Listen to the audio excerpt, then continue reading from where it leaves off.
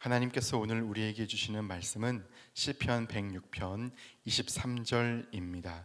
제가 봉독하겠습니다. 거룩하신 하나님의 말씀입니다. 그러므로 여호와께서 그들을 멸하리라 하셨으니 그가 택하신 모세가 그 어려운 가운데서 그의 앞에 서서 그의 노를 돌이켜 멸하시지 아니하게 하였도다. 아멘. 거창 고등학교는 학교의 주인이 교사도 동문도 학생도 아닌 설립할 때의 첫 정신이라고 말하는 학교입니다. 선택의 기로에 설 때마다 그 학교는 첫 정신을 붙잡았습니다. 유신 시대 때 제5공화국 시대 때 그 거창고등학교는 정부로부터 여러 가지 압력들에 시달려야 했습니다. 그때마다 그들은 첫 정신을 훼손해야 된다면 차라리 학교 문을 닫겠다고 비장한 대처를 대처했습니다. 그 학교의 정신은 이것입니다. 사람은 모두 하나님의 뜻에 의해 고귀한 인격체로 이 세상에 태어났다. 인간의 존재 가치는 절대적인 것으로 그 무엇과도 비교될 수 없다. 이 세상에는 나만큼 귀중한 너가 살고 있다. 너라는 존재는 이용의 대상이 아니라 사랑과 구원의 대상이며 더불어 살아가야 할 나의 소중한 사람이다. 이러한 사상을 바탕으로 생명을 중시하는 신앙교육, 인간교육, 지식교육을 교육 목표로 삼는다.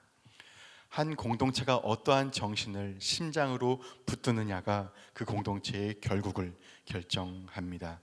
시편 106편 기자가 붙들고자 하는 정신은 무엇일까요? 시편 106편은 시편 제4권의 결론시입니다. 시편 제4권의 주 내용은 이스라엘이 무너지고 회복되기 전까지의 중간 단계입니다. 하나님께서 다윗에게 주셨던 너와 내 후손에게서 왕이 끊이지 않겠다, 그 다윗 언약을 나단 선지자를 통해 말씀하셨음에도 불구하고 다윗 왕조가 무너져 버렸습니다. 이스라엘은 이 패망의 원인을 찾아야만 했습니다. 왜 우리가 무너져 내렸는가? 오늘날 이 파멸의 원인이 무엇인가? 당연히 하나님과 맺었던 언약, 하나님의 말씀을 지키겠다는 언약에 이스라엘은 결코 성실하지 않았습니다. 그들은 하나님 말씀을 저버렸습니다. 그래서 하나님께서도 언약을 철회하실 수밖에 없었고, 그 철회가 빚어낸 결과는 하나님께서 이스라엘의 보호자가 되시기를 포기한 것처럼 보이는 이 현실이었습니다. 그 결과 나라가 무너졌기 때문입니다.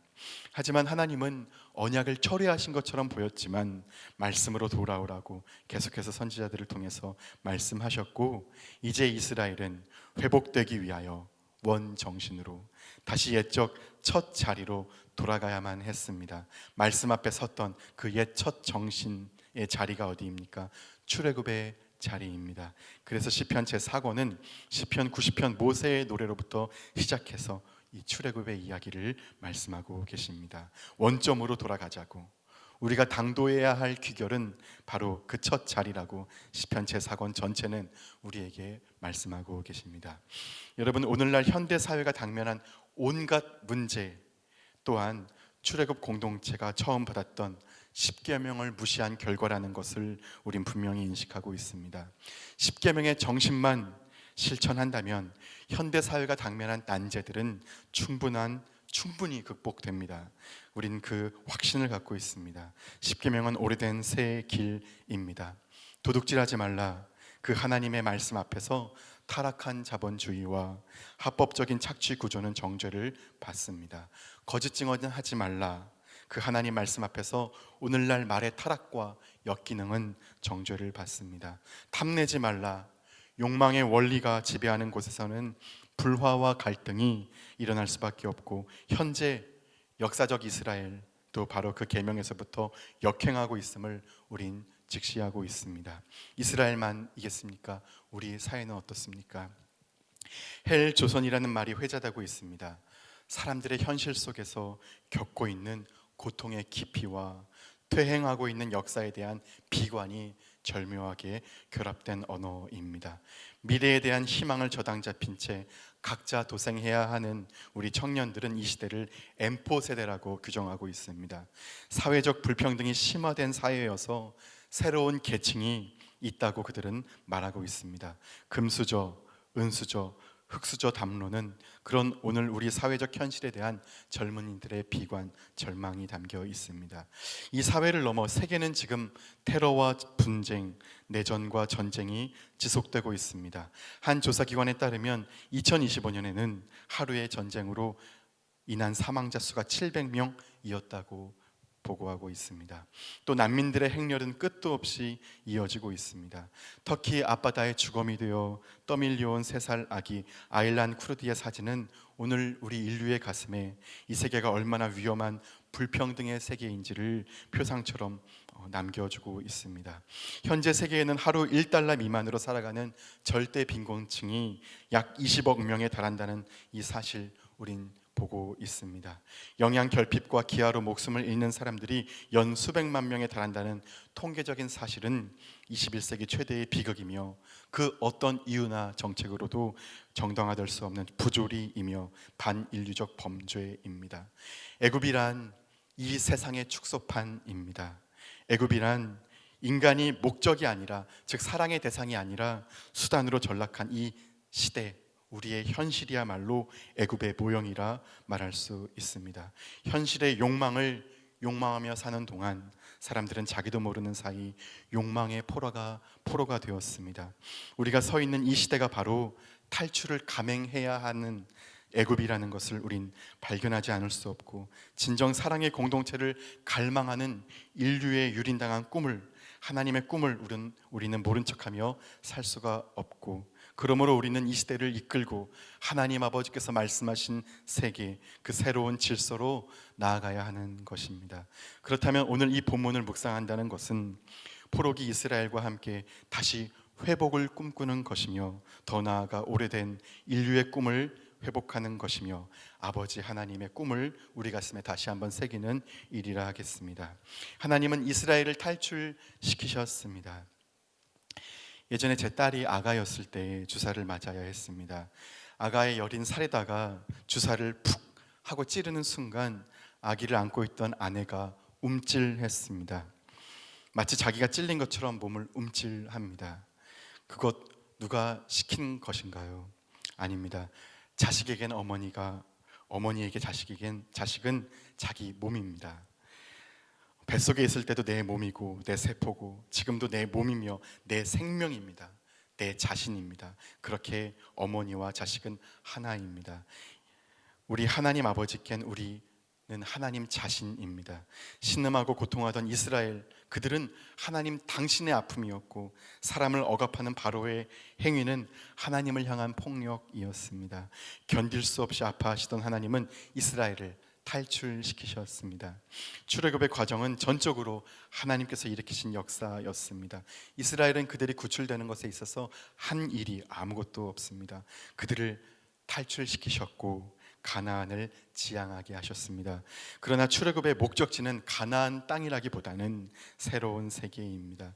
저 지리적 팔레스타인 땅이 아니라 애굽처럼 위계가 정해져 있어서 존엄한 하나님의 형상이 사람이 사람다운 대접을 받지 못하는 세계가 아니라 하나님 말씀이 지향하는 새로운 질서, 곧 사람이 헛된 것에 종속되지 아니하고 욕망에 집착하지 아니하고 사람이 사람을 사랑하는 세상, 하나님을 경외하는 세상이었습니다.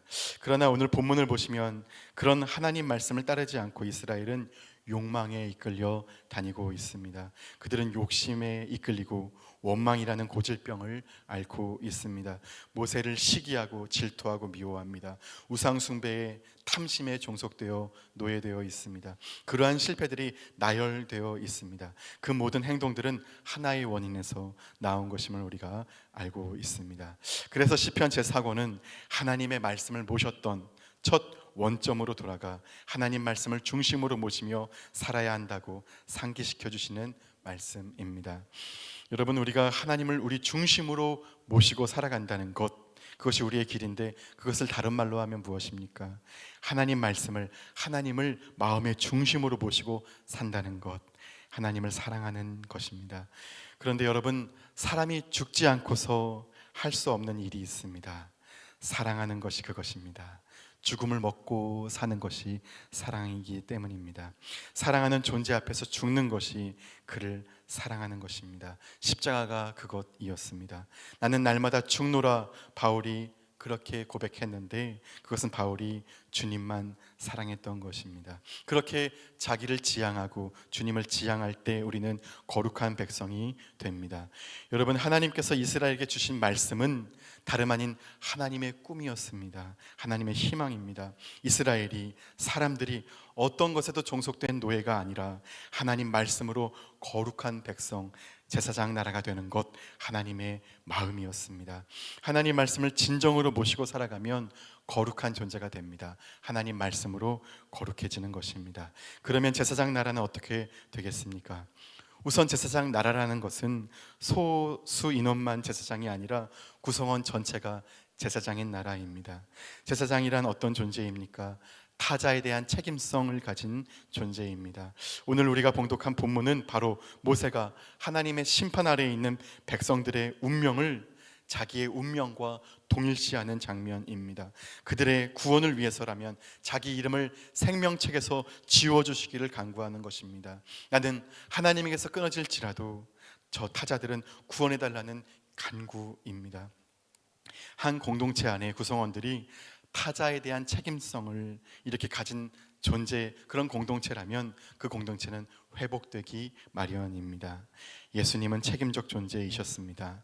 타자의 모든 악행, 비방, 거짓, 탐욕, 온갖 죄를 자기의 것으로 책임지고 십자가에 달리셨습니다.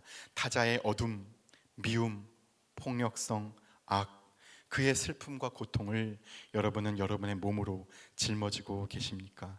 부당한 일들 보이시면 끌어안고 책임져 정화시키고 계십니까? 어떤 집단이든 그 안에 모순이 보일 때, 허물이 있을 때, 구조적인 잘못, 악이 있을 때 말없이 끌어안고 받아내어 정화시키는 존재가 있어야 그 공동체는 유지됩니다. 누군가의 원망, 부당한 행위, 불의, 허물을 책임져주고 정화시키는 존재이십니까? 책임적 존재, 제사장이십니까? 이사야 53장의 고난받는 종의 노래는 고백하고 있습니다. 그때 그 예수님은 타자의 어둠을 짊어지십니다. 그 짊어진 고통으로 인해 예수는 비명소리를 지르지 않습니다. 누구도 원망하지 않습니다. 어떤 불평도 하지 않습니다. 비판하지 않습니다. 도수장으로 끌려가는 어린 양처럼 털 깎는 자 앞에 잠잠한 양같이 고요하십니다. 빌라도의 법정에서도 주님은 자기를 위하여 어떤 변명도 하지 않습니다. 그 고요는 어디에서 오는 것입니까? 너의 죄악, 너의 미워하는 마음, 너의 부정함, 너의 폭력성, 너의 슬픔, 너의 고통도 다 자신이 얼싸안고 짊어지려는 그 책임감에서 오는 고요입니다. 주께서 우리를 그렇게 책임져 주셨으니 우리도 서로 그렇게 책임지는 것이 마땅합니다. 그 가없는 품으로 우리 모든 죄악과 부정함을 책임져 주셨습니다. 그 제사장의 모습, 본문의 모세의 모습이 우리의 모습이라면, 우리 공동체 구성원 전체가 제사장인 사회라면 우린 이 세계의 희망입니다. 하나님의 말씀을 중심으로 모시는 거룩한 백성인 말씀삼 공동체, 타자의 모든 죄악과 아픔을 내가 책임지는 제사장들의 사회인 말씀삼 공동체, 그래서 이 시대를 이끌고 하나님이 약속하신 새로운 세계를 열어가는 예수의 꿈을 실현하는 우리가 되기를 소망합니다. 기도하겠습니다. 바다는 다 받아냅니다. 모든 부정함을 받아내어 정화시켜 줍니다.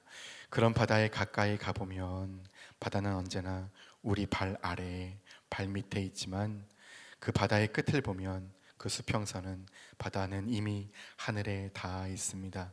타자를 받아내는 존재, 너의 아픔을, 너의 죄를 받아내는 존재는 하늘에 닿은 존재입니다.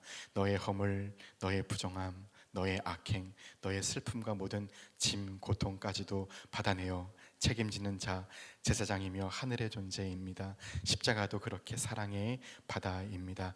하나님, 그런 제사장들이 구성원인 우리가 실로 이 세계의 희망이며 빛인 줄 압니다. 우리로 그렇게 세상을 회복하는 거룩한 백성, 제사장 공동체가 되게 하여 주옵소서. 예수님의 이름으로 기도드립니다. 아멘. 이 시간 다음과 같은 기도의 제목으로 기도드리겠습니다. 지금 들은 말씀이 내 삶으로 이어지게 하옵소서. 동네 샘매줄 성경 말씀 묵상과 순장들을 통해 각 동네마다 믿음의 기초가 굳건히 세워지게 하옵소서. 연말 사역에 주님의 큰 은혜가 있게 하옵소서. 캄보디아의 티엄 꾼티어 양과 몽골 어린이 미가의 치료가 잘 이루어지게 하옵소서.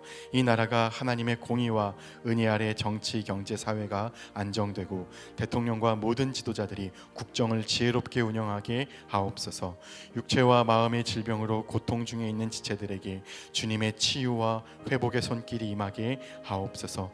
공동 기도문의 기도 제목과 각자의 기도 제목을 따라 기도하시다가 삶의 자리로 나아가시겠습니다. 기도하겠습니다.